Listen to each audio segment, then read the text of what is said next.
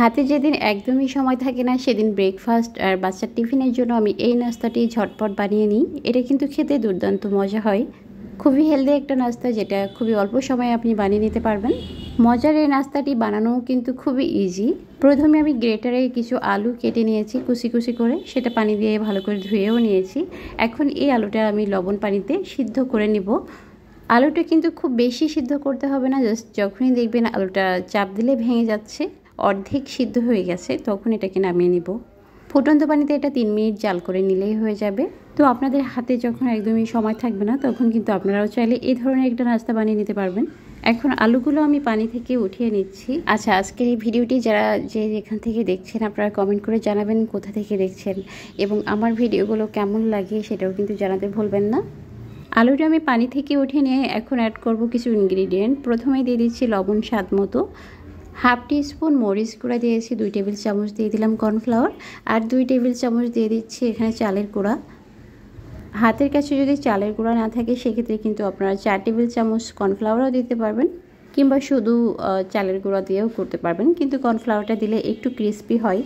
2টা ডিম ভেঙে দিয়েছি, আর এই 2টা ডিম ভেঙে দিয়ে কিন্তু এখন এটাকে মেখে নিতে হবে ভালো করে। অনেক বাচ্চারাই আছে যেসব বাচ্চারা একদমই ডিম খেতে পছন্দ করে না, তো সেই সব বাচ্চাদের কিন্তু এই ধরনের ডিম দিয়ে বানিয়ে দিলে দেখবেন খুবই মজা করে খাবে।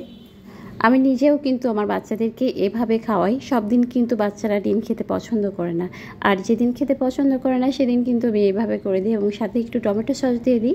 টমেটো সসটা দিলে দেখবেন মুখ ফেরাবে না, খেতেই থাকবে। এখন আমি এটা ভেজে নিব। তার জন্য কড়াইয়ে একটু তেল দিয়ে এটাকে একটু গরম করে নিব, আর গরম তেলের ভিতরে দিয়ে দিব আলুগুলো। এখন এই নাস্তাটাকে আমি এপিট ওপিট করে ভেজে নিব, আর এটাকে আমি ঢাকনা দিয়ে একটু ঢেকেও দিব। ঢাকনা দিয়ে না ঢেকলেও কোনো সমস্যা নাই, যেহেতু এখানে আমি আলুগুলো আগে থেকে সিদ্ধ করে নিয়েছিলাম, তাই ঢাকনা না দিলেও চলবে। ঢাকনা দিয়ে এটাকে চুলার উপরে 2-3 মিনিট রেখে দিব। ভাজার সময় একটু খেয়াল করতে হবে যে নিচটা গোল্ডেন কালার হয়ে গিয়েছে কিনা। যখন দেখবেন যে গোল্ডেন কালার হয়ে গিয়েছে তখন কিন্তু এপিট ওপিট করে দিতে হবে। এক প্রকার ডিম ভাজির মতোই এটাকে ভেজে নিতে হবে এপিট ওপিট করে। তো দেখতে পাচ্ছেন এটা কিন্তু ভাজা একদম কমপ্লিট হয়ে গেছে। আর একটা কথা, আপনারা বাচ্চাদের টিফিনে যদি এই নাস্তাটা দিয়ে থাকেন সেক্ষেত্রে মরিচের গুঁড়োটা অবশ্যই স্কিপ করবেন। চাইলে হাফ টিস্পুন কিন্তু গোলমরিচের গুঁড়াও দিতে পারেন। তো দেখতেই পাচ্ছেন হয়ে গেল আমাদের সুপার ডেলিশিয়াস হেলদি একটা নাস্তা। তো একটু বুদ্ধি খাটিয়ে কিন্তু অল্প সময়ে এ ধরনের একটা নাস্তা বানিয়ে নেওয়া যায়। সকালে যেহেতু ভারী খাবার একদমই ভালো লাগে না, ভাত খেতেও ভালো লাগে না, ওদিকে রুটি বানানোটা একটা ঝামেলা হয়ে যায়, মাঝে মধ্যেও কিন্তু ঝটপট এই নাস্তাটা বানিয়ে নিতে পারেন। আমার কাছে তো এই নাস্তাটা খুবই ভালো লাগে। আপনাদের কেমন লেগেছে সেটা কিন্তু অবশ্যই কমেন্ট করে জানাবেন।